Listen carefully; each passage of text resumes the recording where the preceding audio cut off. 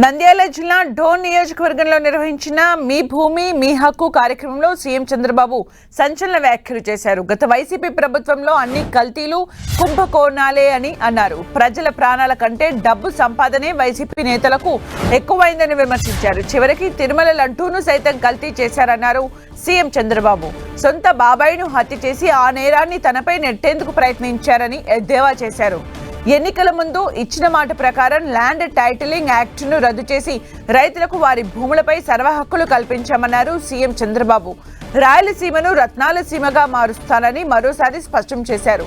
ప్రతి ఎకరాకు సాగునీటిని అందించడమే తన లక్ష్యమన్నారు ఏపీ సీఎం చంద్రబాబు. ఉమ్మడి కుటుంబాలతోనే సంతోషముందన్న చంద్రబాబు ప్రతి దంపతులు 3 పిల్లల్ని కనాలని పిలుపునిచ్చారు.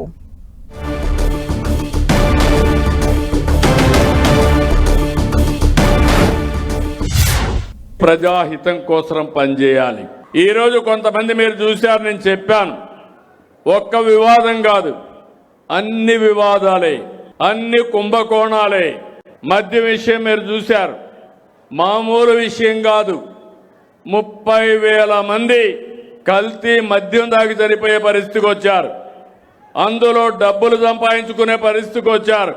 ఒక్కొక్క నెల 100 కోట్ల రూపాయలు అవినీతి చేసే పరిస్థితికి వచ్చారు. ఏమనాలి నాకైతే అర్థం కాదు.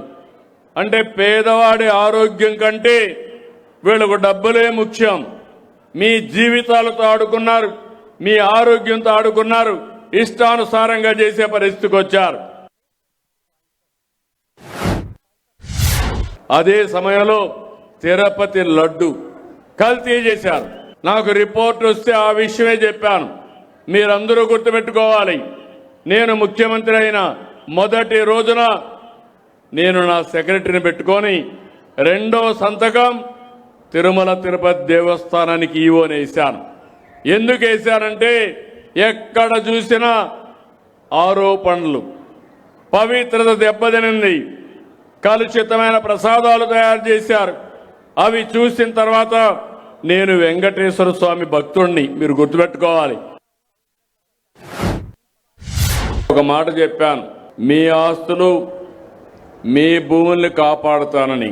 ఇప్పుడే మీరు చూశారు, ఒక వ్యక్తి ఆస్తి ఆ రోజు మంత్రిగా ఉన్న వ్యక్తి ఆయన అనుమాయులకు రాసి ఇచ్చేశాడంటే వీళ్ళు ఎంత దుర్మార్గంగా ప్రవర్తించారో ఇది ఒక ఉదాహరణ మాత్రం. ఇదే జిల్లాలో పాండ్యం నియోజకవర్గంలో నేను చాలా బాధపడి పట్టాదారు పాసు పుస్తకాన్ని కాల్చి ల్యాండ్ టైటిలింగ్ యాక్ట్ రద్దు చేస్తానని ఆ రోజు మీ అందరికీ హామీ ఇచ్చాను. ఆ చట్టాన్ని కాల్చాను.